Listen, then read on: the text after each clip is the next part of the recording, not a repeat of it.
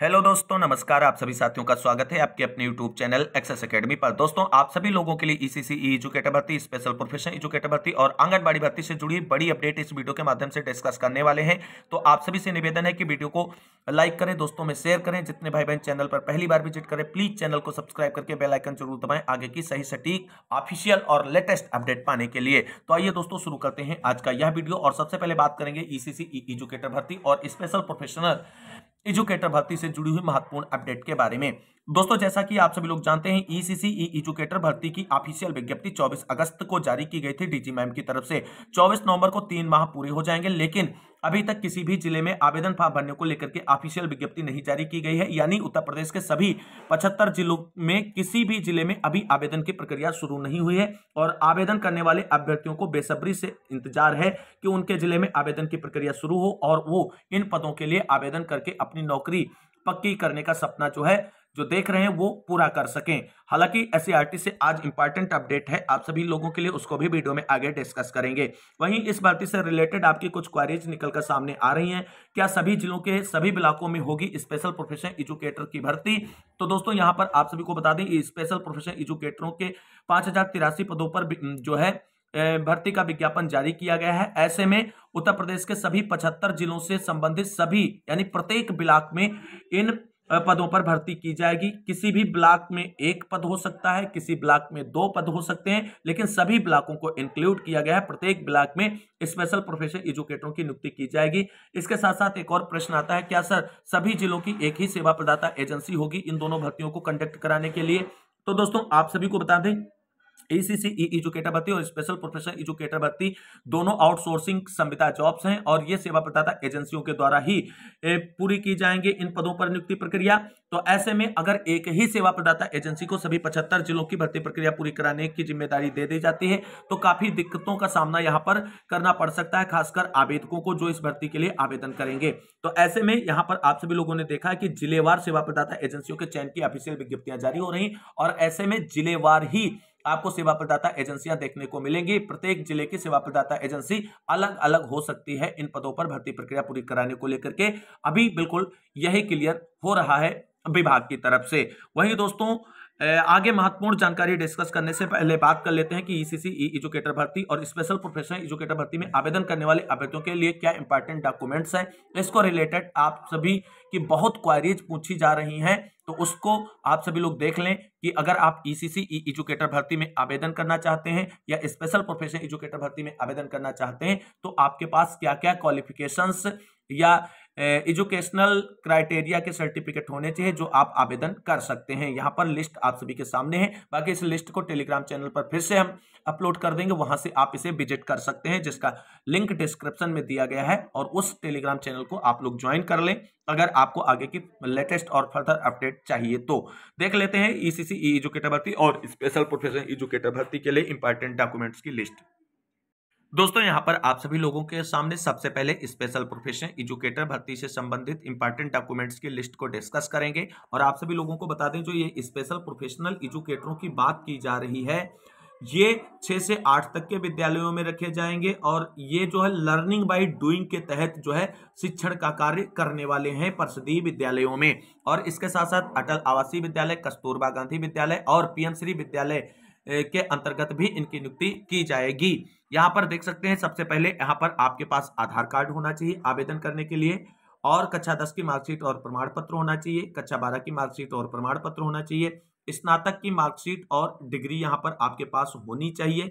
इसके साथ साथ कुछ स्पेशल एजुकेशनल क्वालिफिकेशंस की भी डिमांड की गई है स्पेशल प्रोफेशनल एजुकेटर भर्ती में। तो यहाँ पर आप सभी को बता दें, सबसे पहले ये कैटेगरी है इंजीनियरिंग एंड वर्कशॉप के लिए जो अभ्यर्थी आवेदन करना चाहते हैं। तो ऊपर के डॉक्यूमेंट्स के साथ साथ यहाँ पर आईटीआई का जो डिप्लोमा लगेगा उसका सर्टिफिकेट होना चाहिए। तो कौन कौन से आईटीआई ट्रेड वाले आवेदन कर सकते हैं इंजीनियरिंग एंड वर्कशॉप के लिए?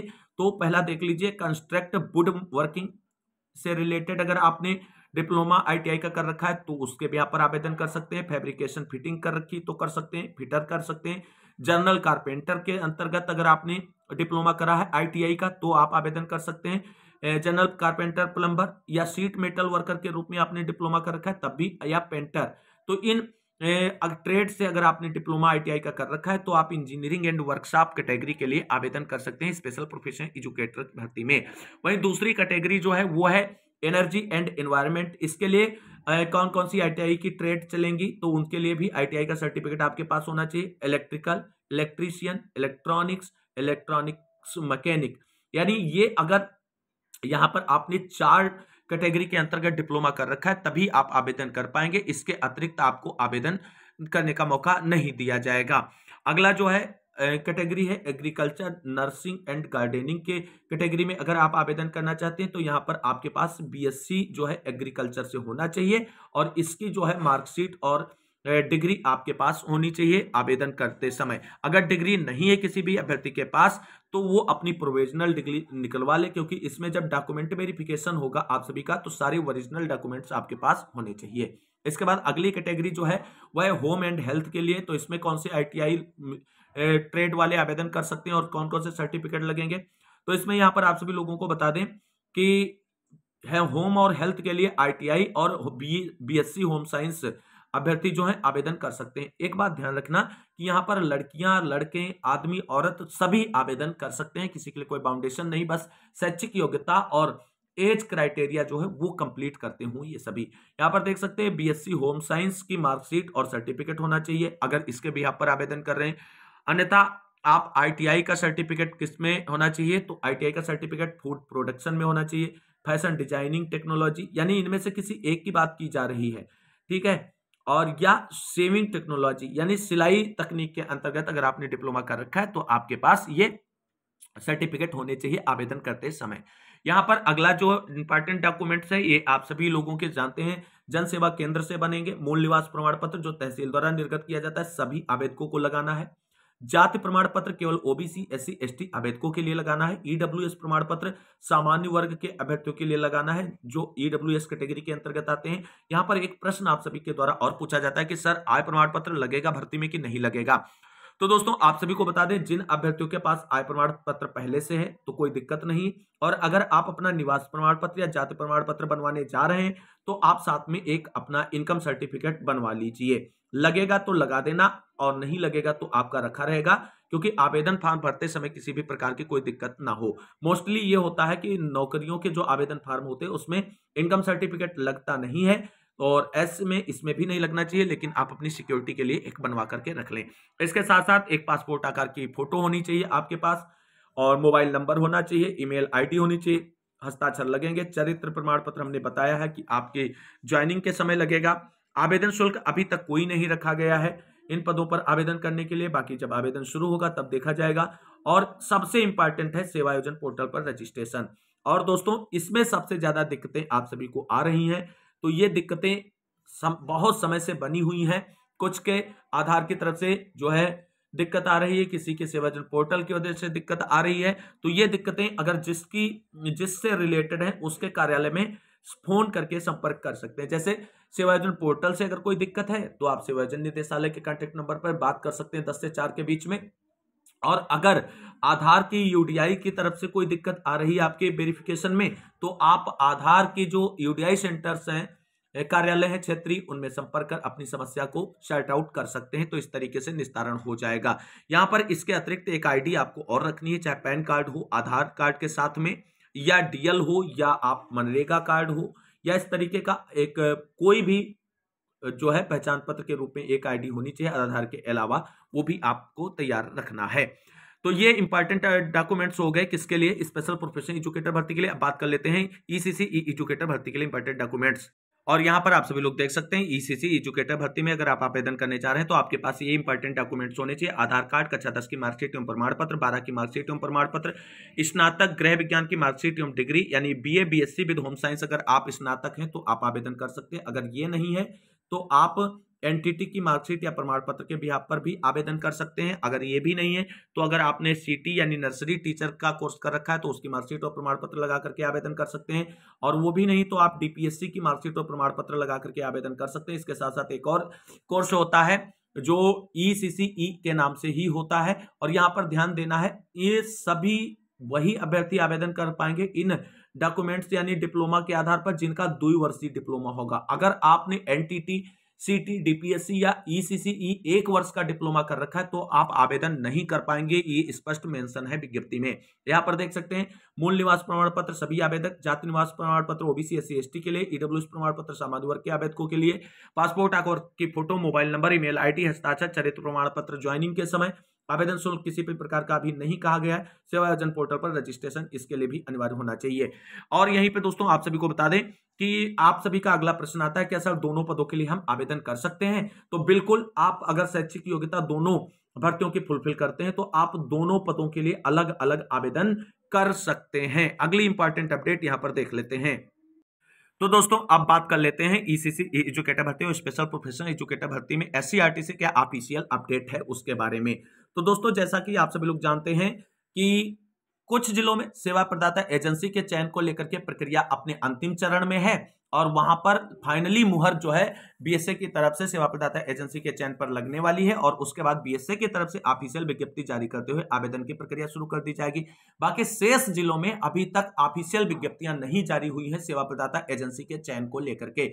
और दोस्तों सेवा प्रदाता एजेंसी के चयन की प्रक्रिया पूरी करने के लिए विभाग की तरफ से मस्ट है कि सबसे पहले ऑफिशियल विज्ञप्ति न्यूज़पेपरों में पब्लिश कराई जाएगी, उसके बाद जो है जेम पोर्टल पर बिड अपलोड की जाएगी जिला बेसिक शिक्षा अधिकारियों की तरफ से।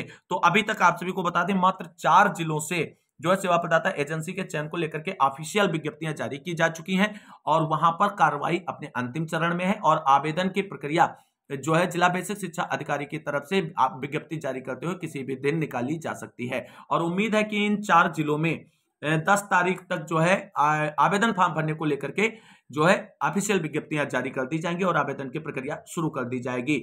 और दोस्तों जो फर्जी यूट्यूबर लोग आप सभी को जानकारी दे रहे हैं कि आज 75 जिलों में फॉर्म भरना शुरू, कोई कह रहा है 35 जिलों में आवेदन फॉर्म शुरू, तो ये केवल फर्जी और फेक खबरें हैं। एक नाम मात्र के पैसों के लिए आप सभी को गुमराह किया जा रहा है।